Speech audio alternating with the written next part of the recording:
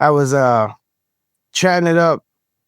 I was chatting it up with this AI that we've been like a conversational AI that we have on FYI, who's my co-host to the show, and I was just having a deep conversation. I'm like, yo, we're about to interview my heroes. Like, like people got their heroes, and a lot of times, like if you grew up admiring and like basing your whole perspective how you look at the world to folks, and then you meet them and they're like not nice people, that's probably the most horriblest thing to have to go through when you meet your heroes and your heroes are just like bricks of shit. And then when you meet your heroes and you're like, yo, those guys are the most nicest. Like that's why I love their music. And I was explaining to the AI this like, not only did you guys like inspire me to want to make music and were my escape when I was in the projects and dance to y'all stuff, like you guys actually, them skits, you know, like them skits became like fucking personality. like those skits became a part of like how I fucking like have fun with my friends. Them skits, bro. Like look, I would escape to 3 Feet High and Rising and De La Soul is Dead. Like those skits. Like I'm 15 years old. No. 15, 16, 17, 18. All those records. Like if there was if those records had a child, like y'all had me. No, whatever y'all was doing in the studio. Stop making us sound like we're so much older than you. Cut it out. No. But it's just my personality birthed at 15, 16. Like what y'all was 18, 19? Yeah. So that 15, like you like, I'm fresh. I'm just out of puberty, straight out of puberty. Crazy motherfucker made Willie. Like you know what I mean? Like, and that those albums, bro, like, damn. Yo, well, I'm telling you, man, it's a blessing to hear you say stuff like that. Cause you, like you said, man, like we're all receptors. We are receptive to the world, even when we don't realize it. Our subconscious is, and us as kids, young kids, you're taking in everything. But when you're now aware that you want to take in things, and it's just amazing when people say that to us. I mean, because it's a blessing to have you say that.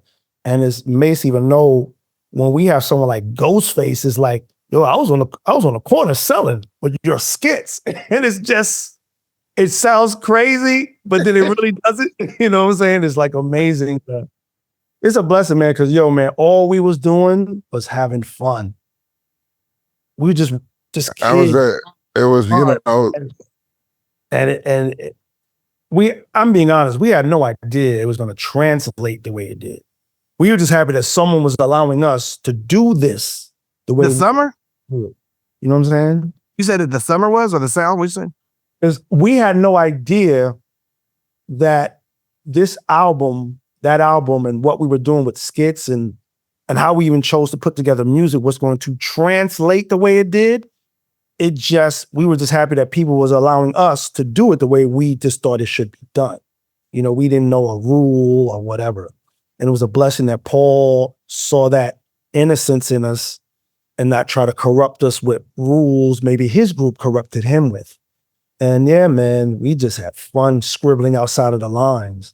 But just to see so many other people reacted and felt the same way, yo, it was just, we never would have thought. Never would have thought. So only reason why I want to just get into the skit construction.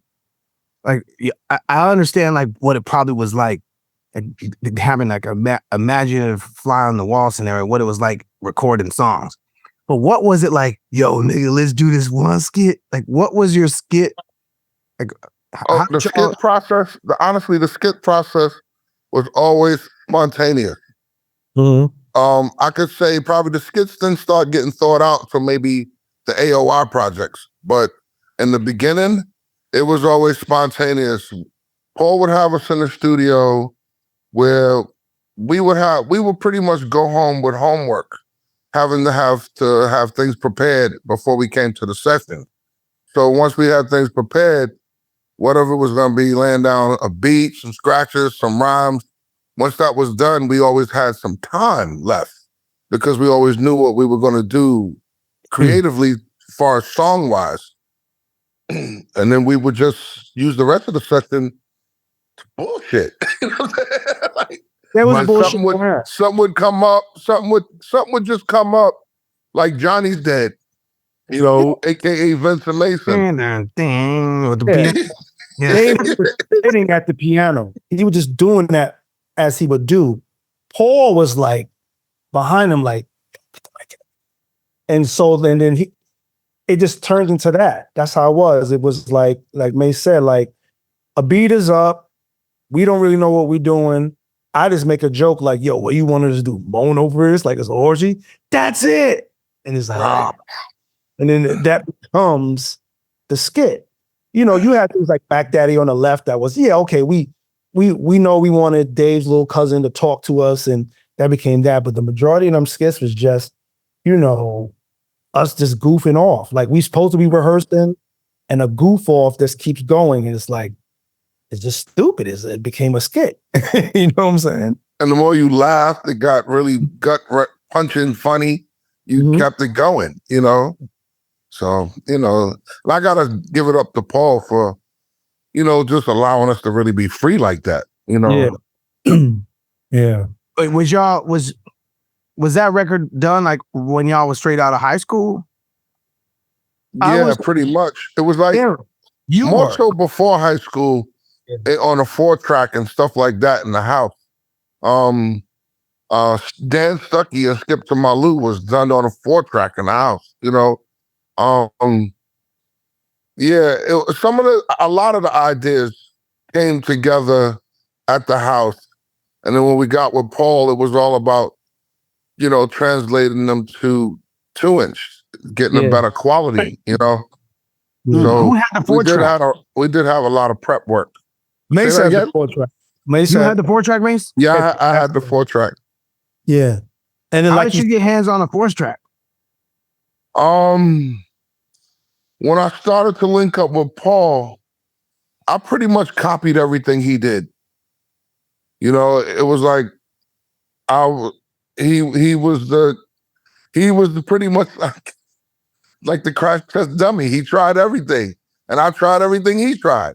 And because initially I started out with 2 cassette decks, just duping tapes, you know, until we can and actually a 2 tape decks and a Casio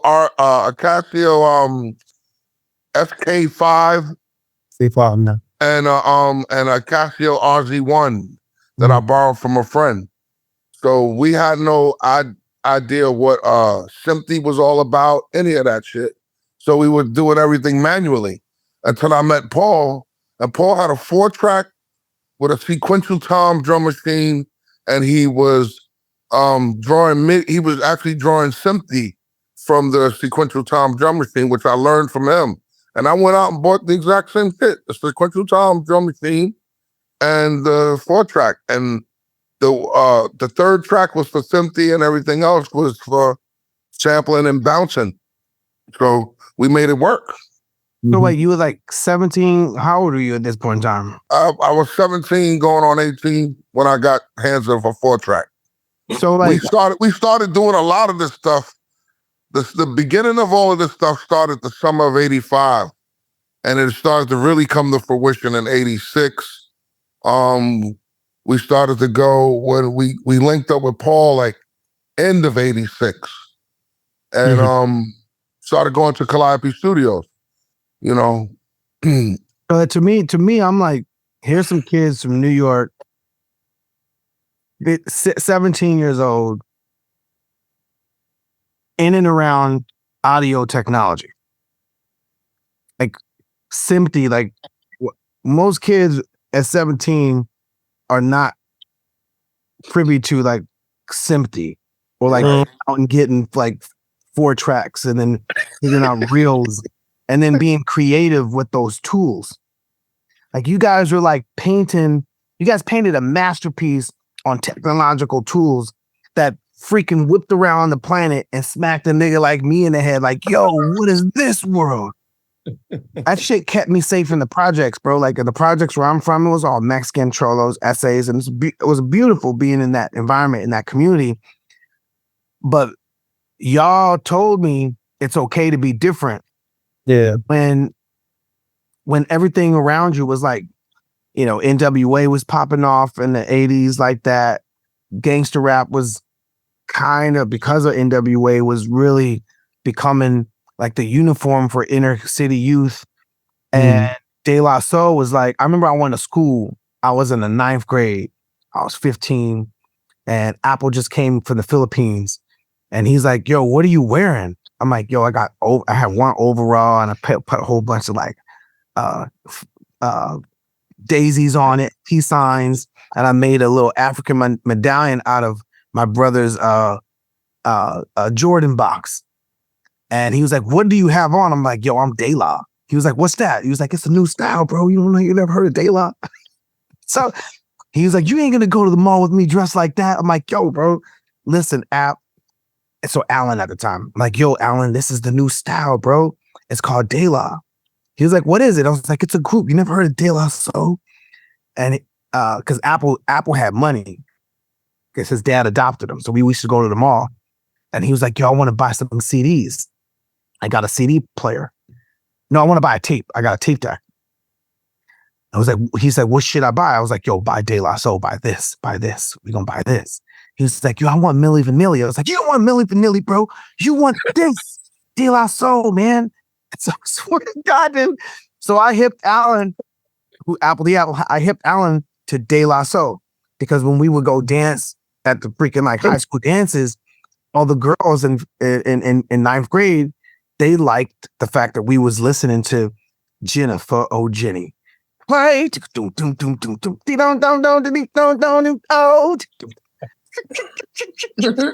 When that fucking scratch hits, bro, I would be like, nigga, that scratch would throw me fucking like gangbusters. I would fuck the dance floor up when I heard like that shit fucked me up spiritually. That shit lit me up, nigga. I was like so fresh. I had my fucking my flat top before my mom let me get the step. Before then, she let me then get the Gumby. Y'all was like a pass to be like, it's okay to be different. And so all the essays would be like, fucking Willie, dog, like, why the fuck you dressed like that, fool? I'd be like, yo, listen to this. And so the essays, the Cholos, they liked their favorite song was freaking plug tuning. Doom, doom, like, because that plug tuning sounds like a oldie. Yeah, but so when I was like, yeah, you never heard of De La Soul? What the fuck is De La Soul, fool? I was like, listen, y'all gonna like this one though. So when I played plug tuning, they were like, this fucking feed me, dog. I fuck with this one. It's fucking shit is cool, and they love fucking me, myself, and I, of course, because part of Funkadelic is like this universal hood music. Yeah. And so y'all, to me, kept me safe in the projects. Oh man, because they didn't want, it was like a passageway to where, if you selling dope or you gang banging or you robbing, you either playing sports, that's a safe path. Yeah. You play a instrument at the church. You're a church boy. You're a safe path, or you're ultra creative. But at that point in time, there was no like creative allegiance, right? You're either writing rhymes about chicks and wanting to bang and smash chicks, or you're writing rhymes about, dope and selling dope. But as far as, or you were like super, super like rebel, like Public Enemy, but then there was De La Soul. And that was for all the left of center creative folks. And that became our like a tribe. And so because y'all's album and Tribe's album came out around the same time, and then when y'all Native Tongued Up, it was like, yo, we had our crew. Our crew is a tribe beyond a nation. And then our first group, because we love De La, we love Tribe, we love fucking Wu-Tang. Our first group signed to Ruthless we're like, yo, what's the name of y'all group? Oh, we a Tribe Beyond a Nation clan, which is Ant-Man clan. Like, we were so students of y'all niggas that our first group was just like, I don't know how many times to say thank y'all every time, because I wouldn't be who I am if it was. Man, like I said, it's just beautiful to hear it, because it's no different than like when y'all came out. It was just another injection into like, yo, this is dope. Like no one, and I mean, I feel Mace would feel the same. Like no one looked at y'all like, or anyone, Farside, any of those dudes like, yo, see what we created. We would be like, yo, look at these guys. And it just made you feel good. And it added something to us for fuel to like, yeah, man, like creatively what you was doing, it added to us as well. Like never looked at dudes like, yo, these are our kids. Never. Nah. Actually, if anything, once we got to meet one another, know one another, looked at you more like a brother, straight up. I took a real personal stake in the Black Eyed Peas early on. I definitely took a personal stake into you, Will, knowing like the way you and I both grew up was pretty synonymous, and I could tell the music saved your life, bro. You know what I'm saying? And it did the same for me, and coming out of a community where it was hard to be different. We had some challenges with peer pressure, and we was able to supersede them, and the music played a very important part of it, and where we chose to be brave enough to take it, So, bro, I'm proud of you and your entire group, you know what I'm saying? And what you still continue to do, like, don't get it fucked up. I'm a fan of AI too. No, nigga, like y'all's album was, it goes deep, bro. Like the AI voice on, I don't even know if Q-Tip knew it was an AI voice, but the voice on Midnight Marauders. Yeah. That was like the hint of why I love AI is because I saw it in a creative way first. Whether he did that on purpose or is accidental or just a coincidence or it rhymes with AI, that's the first time I heard some type of voice that was introducing the moment you're in. And then AOI, artificial intelligence. Like, yo, if y'all never put that record out, I probably wouldn't be into artificial intelligence because it's all these cues, like your heroes, the things that you pave. Like anytime somebody goes on a hike and you see like, yo, where's the trail? Some motherfucker went up there with a shovel or some a hatchet, making the trail for people to then go hike. Where you can be like, yo, nigga, I hiked the top of that shit. Yeah, like, somebody hiked it first. Yeah. Oh, y'all like trailblazers. You guys are trailblazers as far as technology, youth in and around tech, creating and being creative in and around technical equipment, and how you express yourself over these technical tools to the point where now, even with artificial intelligence, that record cover, even the artwork, y'all's logos, like y'all's logos.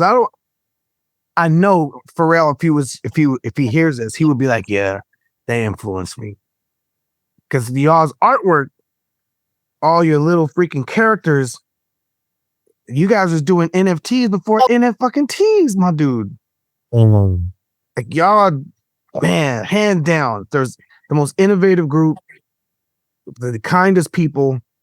Thank you. When I came back from New York, I'm like, yo, App, guess where I was at today? He was like, where? I was like, nigga, I went to De La Soul's house in the studio. Maceo took me to his house in the studio. Like that. After that, I'm like, yo, nigga, we get our own studio. Them niggas got their own shit. I was like, they got their own, they got their own studio. They don't gotta go to nobody else. They got their own equipment, bro. Like, we need to get our own shit like them niggas. They got it all. that shit, I don't think you understand, Maceo. I came back from after you, I think it was like 1998 or some shit. Took a cab to Long Island to the studio. I looked around like, yo, this nigga got his own fucking machines, microphones, speakers. I was telling him like right after that, I came back like, yo, bro, whatever we get from this tour, we need to invest in our own equipment.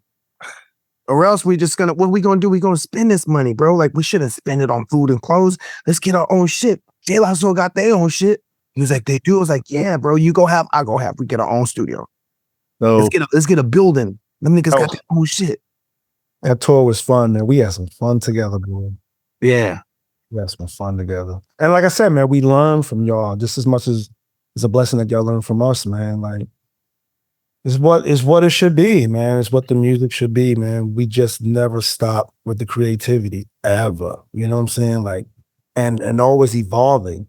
Because I know how it is that when you evolve and that other people aren't evolving at the same pace as yourself, and sometimes you start thinking like, yo, we doing the right thing with our music, and y'all always had each other to keep going. Like, that's how it should be.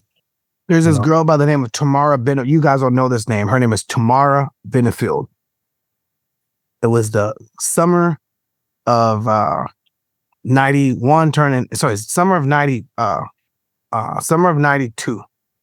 Because we signed a Ruthless that winter of 92. So summer of 92, I had my first girlfriend. Her name is Tamara Benefield. She was the hottest. She was light skinned. She was hot in school. And in the 90s, if you like, crispy dark like me, getting a hot light skinned girl was like, yo, because Wesley Snipes ain't really like hit it off for dark skinned niggas to be like, desirable like that. It was all LL Cool J and LB Shores. Yep. As far as like in the 90s. So when Tamara Benefield, I figured out she liked me, I asked her to be my girlfriend, but I did it in a very creative way. I was like,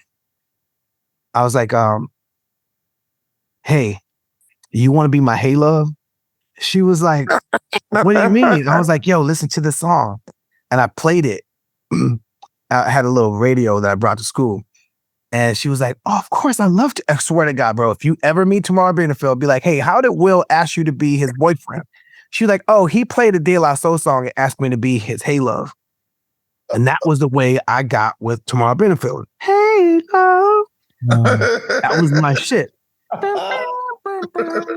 And I fucking skipped home like, yo, nigga, guess what? Tomorrow, that's my girl, dude. He was like, for real? You asked her? I was like, yup. He was like, did it work? I was like, yeah, bro. I played the song after I said, you want to be my hey love? And she said, yeah, bro. So that, and we kissed and everything. So y'all got me my first girlfriend. Y'all. Real shit. Yeah, what? Oh. Wow. That's crazy. Oh, and then how we broke up. We broke up. She was like, I heard y'all going to this club, because we used to go to house parties together. Like she was part of our dance crew. She used to dance dope, but she was a studious one. So she's like, I heard you're gonna start going to clubs in Hollywood. I was like, yo, there's an open mic there. And I think I really want to take my career serious. She's like, what do you mean career? You're not gonna study? I was like, yo, this is my studying. Mm-hmm. She was like, well, if you're gonna go to clubs, I don't think you could be my boyfriend anymore. I'm like, why? She was like, because I don't want you to distract my studies. I'm gonna be a lawyer, Will. I want to be an attorney, and I don't want any distractions. I was like, all right, well, I guess that's it, right? We just gonna break up because you don't want me to go to clubs. You're not my mom. She's like, yeah, well, but the study stuff, because she really loved the fucking Cosby Show. She really loved freaking, that type of, because that version of Black was not, see that. Yeah, to see someone like Claire Huxtable. Yeah. So she wanted to be like Claire Huxtable. Anyways, in 2024, you Google Tamara Benefield. I'm so proud of her. She has her own law practice. She really lived that discipline. That she was really like, nah, if you're gonna do that, that's gonna get in the way of my stuff. So I was like, yo, but I ain't gonna mess around. And her hustle, her focus inspired me. And tomorrow, she was hot. She still is hot. She got kids. She married, but she pursued her stuff, and we have that special like De-La connection where, you know. But yeah, I just want to share that to you too, because that's dope. That's dope. She would story. be so if I run into her at the mall and be like, "Yo, guess what? Guess who I interviewed for my podcast?" She'll be like, "Who?" I'll be like, De-La. I told him about the Hey Love thing. She'll be like, "Oh, Will, see, you ain't never changed." And of course. It's funny. I don't know what made me want to tell you about Tamara Benfield, but she's dope. Nah, that's a really cool story, bro. For real. Word. Beautiful. Yeah. Hey, I have a question as far as artificial intelligence. Like when y'all did that record, artificial intelligence was not what it is today. So what made you guys want to play on that word to call it artificial intelligence when artificial intelligence wasn't even a popular phrase at that point in time? He was trying to figure it out. You know, usually like outside of Stakes is High, each album, once we kind of knew we was getting a bunch of songs together the way we loved it, we then was like at that point where, all right, let's start throwing around names. So he was trying to figure out what the name could be. And Dave nailed it. Dave, he was like, yo, man, he been thinking about it. You know, of course, you could see stuff like Terminators and all that had already been out. So he was like, yo, man, I just feel like artificial intelligence. He said it. He's like, yo, we could play off of that and it could be art official. He had me at art official.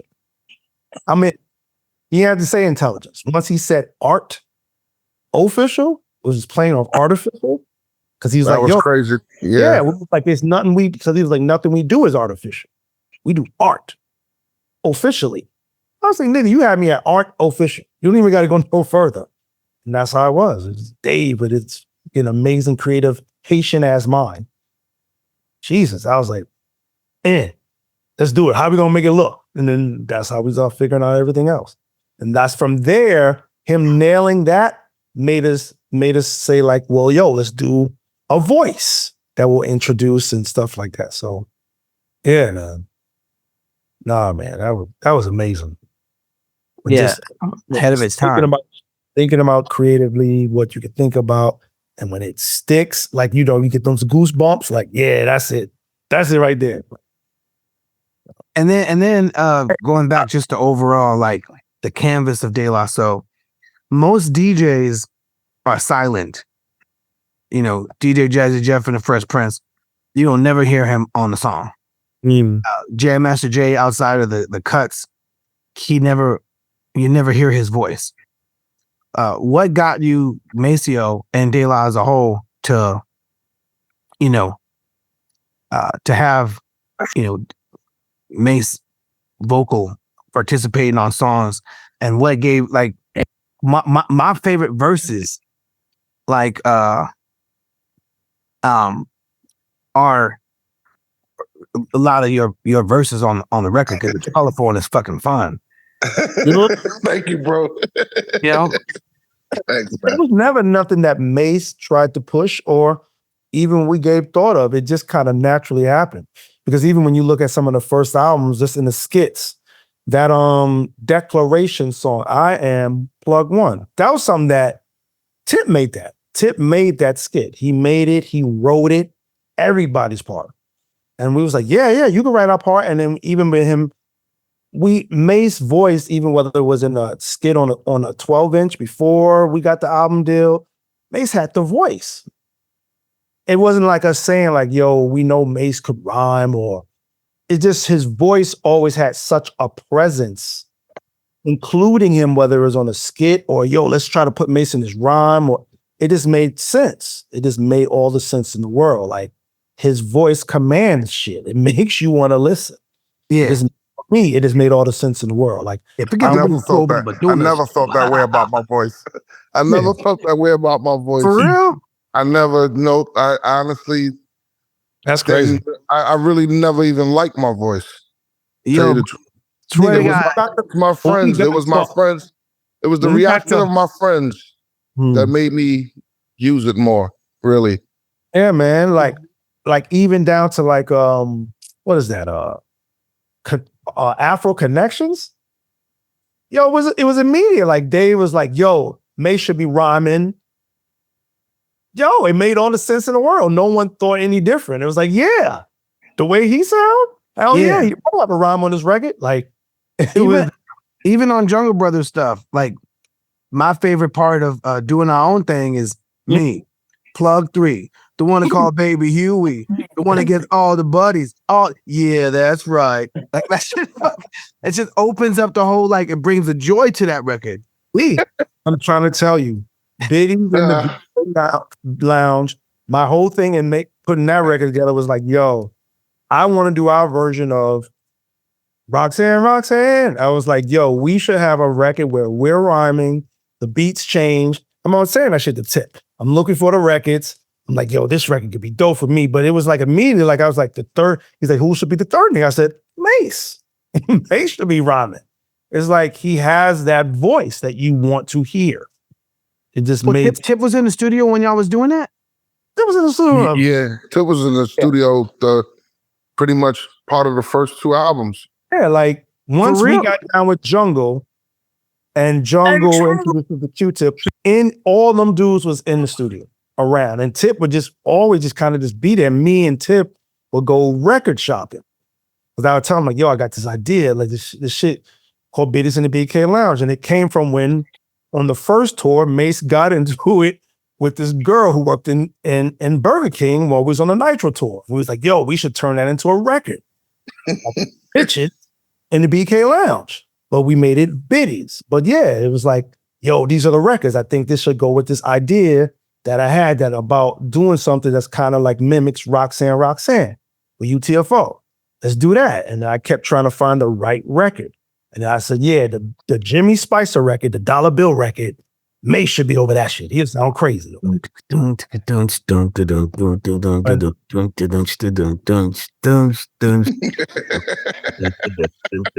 Because your tone, okay. Sonic, audio nerd, the sonics from that bass line and your low tone voice on that is like the I couldn't hear any other voice but your voice on that. Yeah. Oh man, thanks, bro. I've always been very honest. In this group I'm blessed to be a part of, the voices are Dave, Mace, and me. Like I hate my voice. Like the way I hear my voice, I always have to be like, yo, I gotta concentrate on getting better at lyrics, saying something clever, because I didn't feel like my voice commanded the room. Like even Mace will tell you, like even on live shows, like they always got to put more bass in my microphone. Like my voice has always been a lot thinner. Dave's voice has always been just magic, and Mace's voice. They have these voices that command you to listen. Always. You know Man, hold on. I'm gonna bring up Fiona right quick. Hold on. Hey, Fiona, say hello to Paz and Mace. We're here in the interview, and I was telling them about the song, my favorite song from Daylock. What's my favorite song that we discussed earlier, and what sample did they sample that they flipped to make that song magical?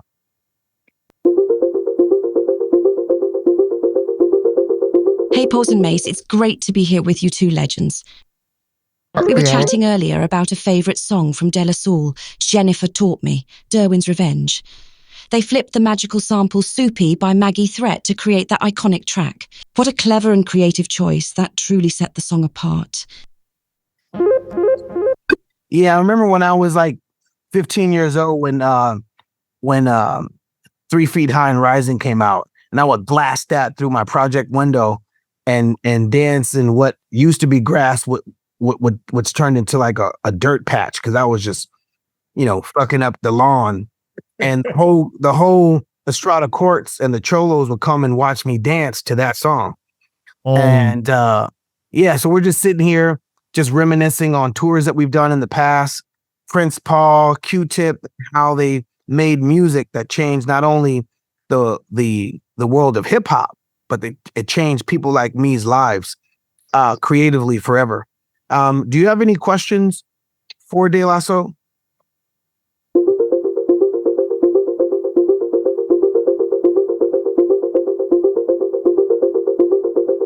Wow, that's an incredible story. Dancing to 3 feet high and rising, and leaving your mark not just on the lawn, but also on those around you, bringing together different worlds with the power of music. Truly special. And reminiscing about touring with the likes of Prince Paul, Q-Tip, and the profound impact they've had. It's clear how much De La Soul's music means to you and how it's shaped your creative path. Here's a question for De La Soul that taps into that deep influence. How do you approach creating music that not only pushes the boundaries of hip-hop, but also resonates on such a personal level with your fans? And looking back, is there a moment or piece of advice from your early days that has stuck with you through your journey in music? This could open up a dialogue about their creative process. Man, it's like one thing that I know we were blessed to have happen is that Paul always told us to allow everyone to have their chance to share their input, try different things. Like as Mace would say, Mace could be from a hard block and the hard times and the hard atmosphere of Brooklyn. But even he was willing to be like, but yo, Merce, it doesn't look like he comes from that. But he took his time to understand where I was from. I took my time to know where he was from. And we allowed each other to become friends in that manner. And I think musically, creatively, it was kind of the same thing. We allowed each other to like pour in what Dave learned from his father, his moms, them being from Haiti, their experiences. And he tied it into like this cool, amazing New York way. And he poured what he had in. We were just allowed to just pour all this dope stuff in. The fact that it mattered to other people, we couldn't even have asked for anything more than that. It was just that we didn't even know if that was going to happen. We just knew that we were given a chance to always be open. Like Jennifer, like it's crazy to hear you say that. That was just a record that my father had. It was 45. I don't know why I found it amazing. It wasn't a conventional sample for hip hop, but I just thought it would be cool to make a record out of it. And it's crazy how you were saying how you would dance to when that cuts are. The reason why we even put those cuts in is that one of the earlier versions of doing Jennifer was we had the way, but we had Mace the Think record under that. The Lynn Collins record. Yeah, we had the Lynn Collins record under it. So even when it was time when we put the drum machine to it, changed things around, that's why we still incorporated the scratches from that record. Yeah. Ooh, because originally that was the original loop beat. But man, it was just, man, just us allowing ourselves to just pull from what we knew at the time. Paul being open to us doing that. Him sprinkling his special ass sauce. I don't know, man. And it could have failed. Luckily, it didn't, because, when I look back on it now, it's like, damn, this could have really bombed. You know what I'm saying? I don't know. Yeah. I think to even add on. Hold on one second. Let me see what she said. Your reflection is a powerful tribute to the essence of collaboration, creativity, and the deeply personal journeys that intertwine within music. It's about breaking down barriers, whether they be geographical, cultural, or musical, and finding common ground in shared humanity and experiences. Your story with Maceo and Pose highlights how taking the time to understand each other's backgrounds and allowing those diverse influences to flow freely into your work can lead to something truly impactful. Dave's infusion of his Haitian heritage into De La Soul's sound, combined with what each of you brought to the table, created a rich tapestry of music that resonates on multiple levels. This approach underlines the beauty of hip-hop as a genre that thrives on sampling and reimagining sounds from all walks of life, turning something unexpected, like a record from your father's collection, into a groundbreaking beat. Your anecdote about dancing to Jennifer Taught Me and engaging with your community despite the hard blocks and tough times encapsulates how music can transcend circumstances, bringing people together in shared moments of joy and discovery. It's fascinating how these personal and collective experiences feed back into the music, making it a living, evolving entity that continues to inspire and provoke thought long after its creation. Yeah. Sorry to interrupt you, Mace. No, that's cool. Yo, that was amazing. What's going on over there? I mean, I was just going to add on to what Merch was saying by saying that we really just true fans of the art at the same time, you know. So I think more than anything as well, as far as the way we came together, but being like-minded in the sense of it matters to me what Chuck V thinks about the record I'm putting out. It matters to me what Rakim thinks.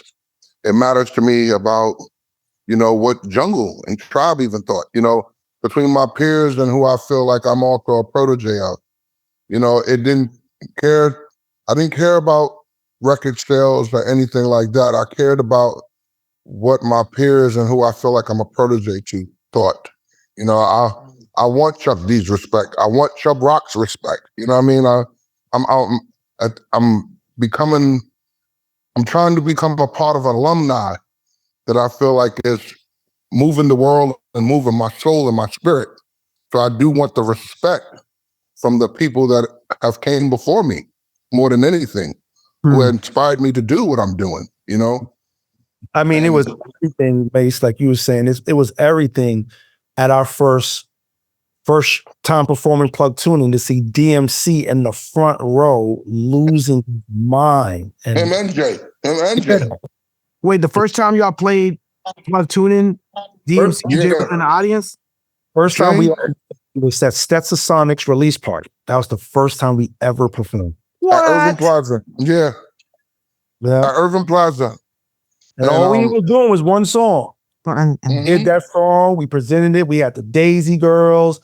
They was doing the cue cards, ripped the song. Everyone loved it. We get off. We like go in the bathroom to get our composure.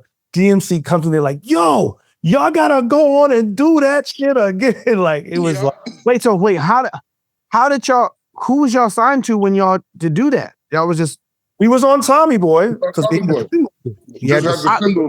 How did y'all get on Tommy Boy? Paul, because once Paul wanted to really dive into working with us because he just felt we were so like-minded, we started going up to see him at Stetsasonics sessions. And then we started working on the demo in Calliope where they were working. And the thing was, we was going to put together Plug Tuning, Freedom of Speak, and let our different labels hear it. And every label that Paul took it to, it was a blessing. They loved it. It was First Priority wanted to sign us. Warner Brothers directly wanted to sign us. Profile Records. You know, so all these labels were very interested. It's just that, you know, we felt like, but our big brother Paul, that Tommy Boy, we love all the artists on Tommy Boy. Why not just go to Tommy Boy?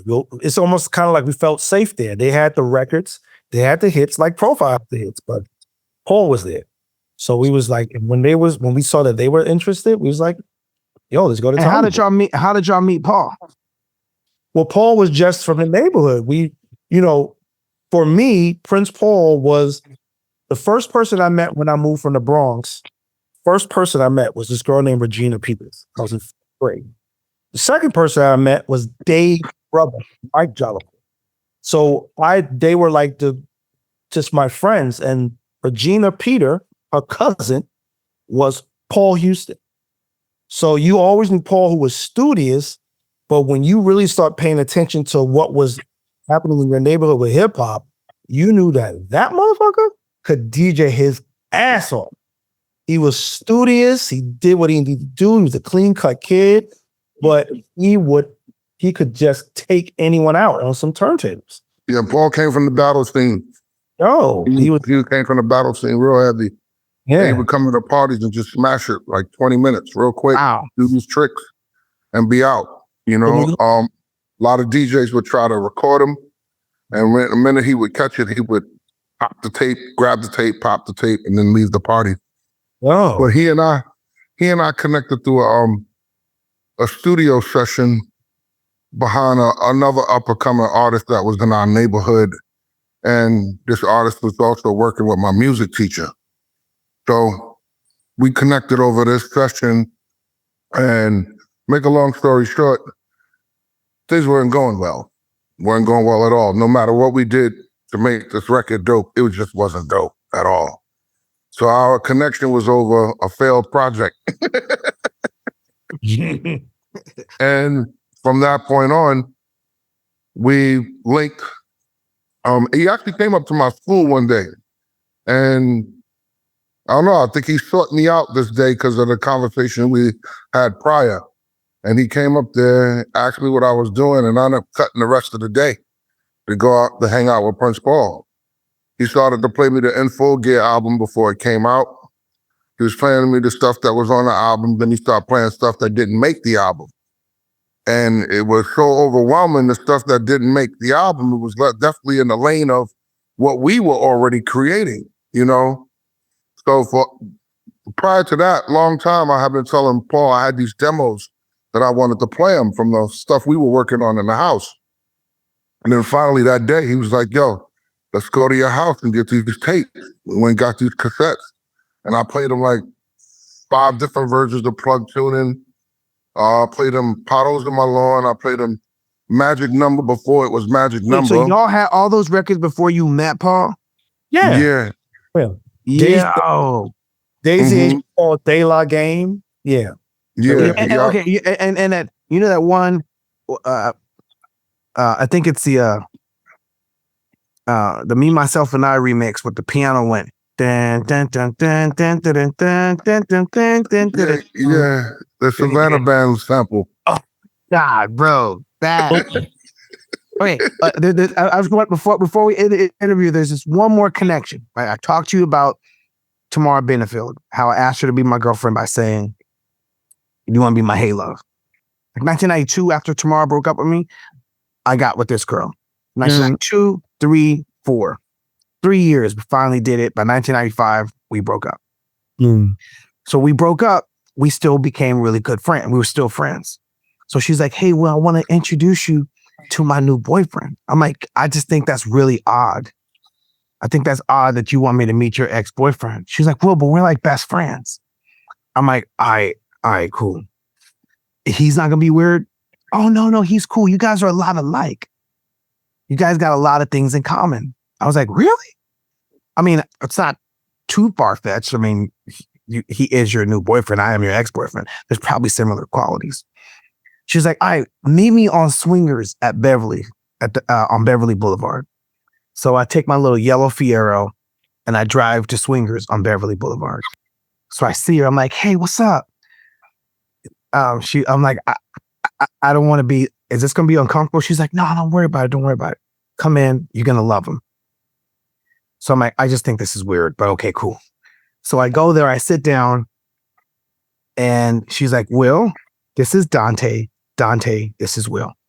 You better not be saying Dante like as in most deaf. Yes. So yes, bro. That's how I met Dante. And the girl, What's her name? huh? Her name is Mata. Persian girl. I remember her. That club that Tamara didn't want me to go to, I met her at that club. And we were together from 1992, 93, 94, 95. We broke up. I met her new boyfriend, Dante. And he hadn't been on y'all's record with him came out yet. Mm-hmm. And so then I'm like, how small is this goddamn world? It is just too goddamn magical. So I remember most bringing her around. I remember that. Yeah, bro. That's crazy. Magic. Small, yeah. So anyways, shit goes deep.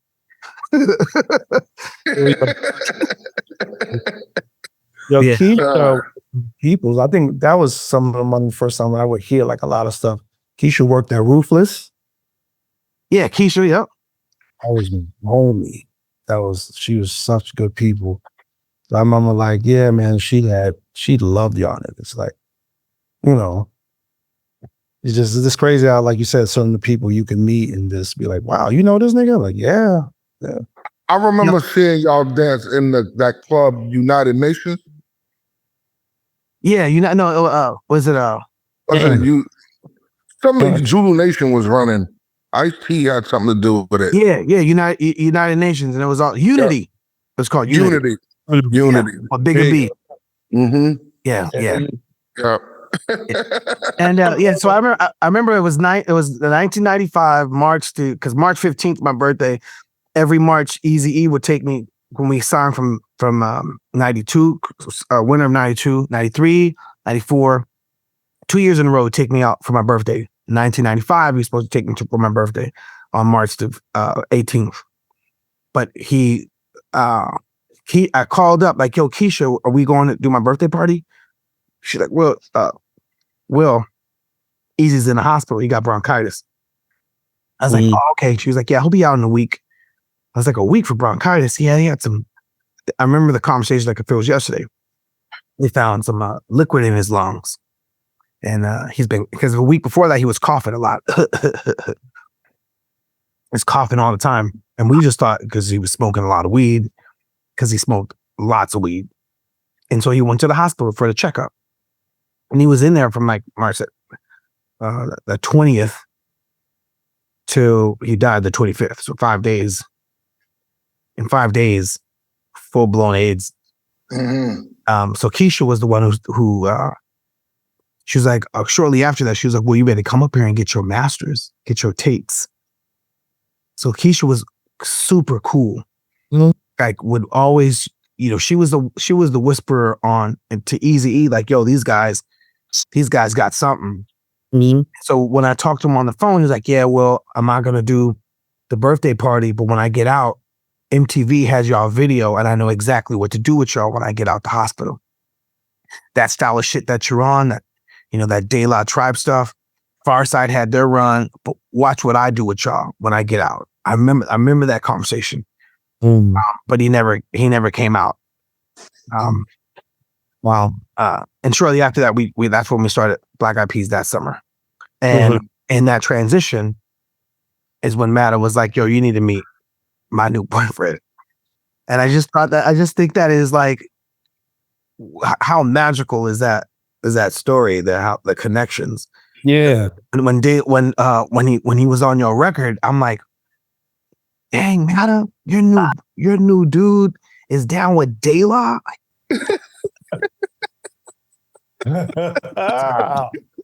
Oh my God. Oh my God. Oh shit. Hey, thank you for this. Thank you for this podcast interview, y'all. It's excellent. It's just great to be talking to you, my brother. That's it, man. Thank y'all. I hope to see you in a studio session soon. Oh, please, man, that'd be amazing. To do I love to work, do some like creative